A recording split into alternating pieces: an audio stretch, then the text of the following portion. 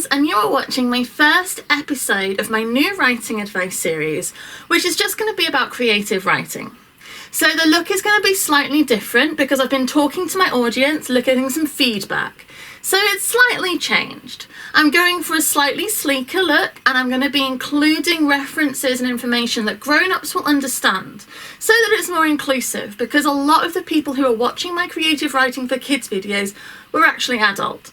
So I'm not going to be talking about anything that is too grown up for children. I'm not going to be referencing anything rude or offensive. It's not my style. I'm not going to do that. But I am going to make it so that adults, if you're watching this, hopefully it will still be more beneficial to you as well as to the children. So hi, this is my new setup. I'm in the contact lenses because I have the big light on, which I used to use when I was doing writing advice videos before. But since lockdown and the kids being home, I didn't try. But I've decided I'm going to do it again. And yeah, hopefully it's going to make the visual experience more satisfying for you. The new series is going to go out 3 times a week. I'm going to put one on a Monday, one on a Wednesday, one on a Friday, still at 9:30 in the morning. That's going to be absolutely the same, but it'll be 3 times a week instead of 5. So that's you caught up on what's going on and what I'm doing here, so we shall crack on with the writing advice. Today I'm going to be talking to you about setting a conflict lock.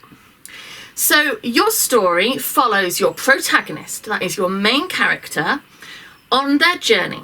They want something and they're going after it, and that's why you're there. That's why you're joining them at this point in their life instead of some other time. It's why your audience has come to you, because they want to read them going for what they want. And part of that story is the antagonist, which is essentially your bad guy, even if they're not a bad character, but I'll cover that another time. Your antagonist, your bad guy, wants to stop them.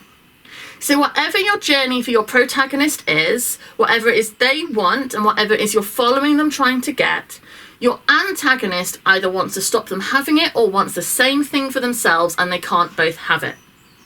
So for the whole of your story, they are in conflict, but you have to lock it. Your protagonist, when they go into active motion, they go forward to get what they want, right? Your antagonist then becomes active as well, and they go forward for what they want. That is, the story is locked. They are now locked in conflict, and they cannot be unlocked until it is resolved.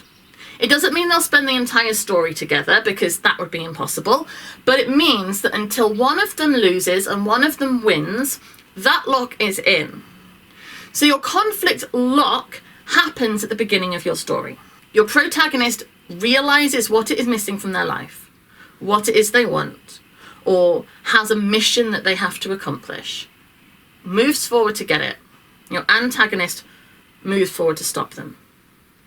An example I'm going to give you is from the film Terminator 2. So kids, you might not know this, you might, it's fine either way, it'll make sense. So the Terminator, Arnie, from the first movie, he arrives in LA to find John Connor. He is put into motion. He wants to get John Connor, right?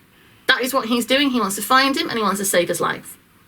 Then the new Terminator, the T-1000 with his liquid metal and his stabby arms and things, he arrives.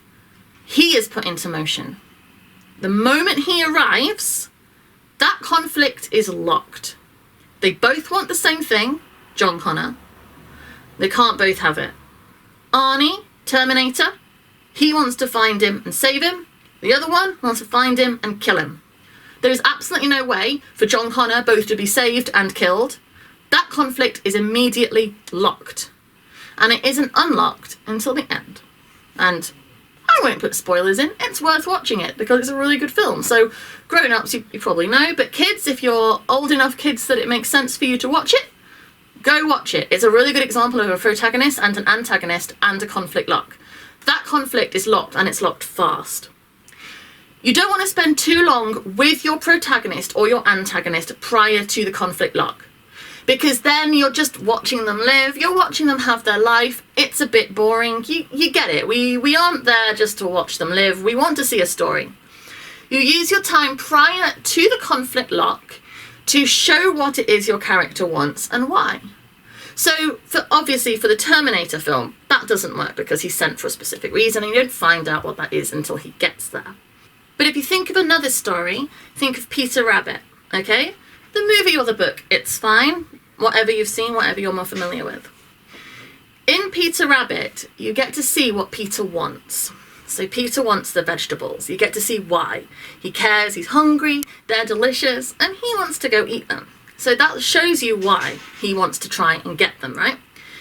Mr. McGregor, he wants to try and stop him. So that is their conflict lock.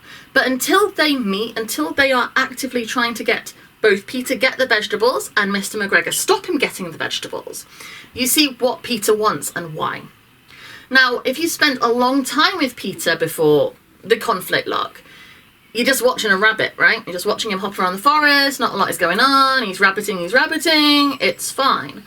But putting him a bit of time before the conflict lock means when that happens, when he is then set against Mr. McGregor, when that is bumped into each other, you understand what is going on and why.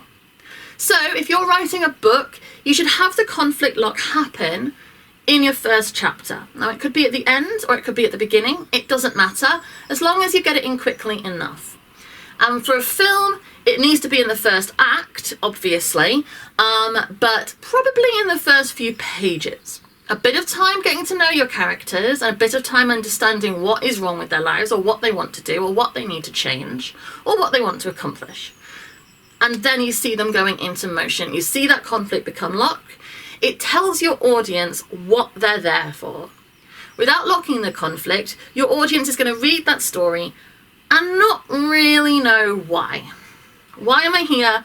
What am I here to witness? What am I putting my time and effort into? The conflict lock tells them, you're here to watch this character try and get something, this one try and stop them, and them bumping heads.